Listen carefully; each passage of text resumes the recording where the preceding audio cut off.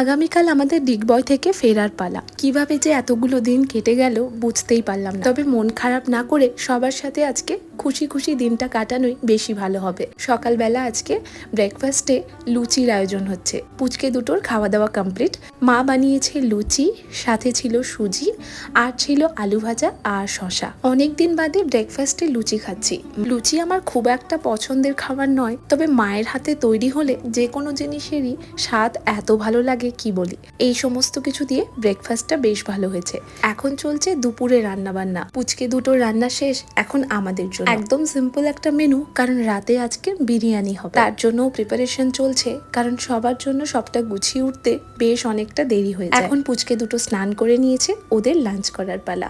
আমরাও এখন লাঞ্চ করব। বাইরে এদিকে টিপটিপ বৃষ্টি শুরু হয়েছে। লাঞ্চে আজকে আমাদের ছিল ভাত, পটল ভাজা, স্যালাড, একটা শাক দিয়ে সবজি আর ছিল মাছের ঝোল।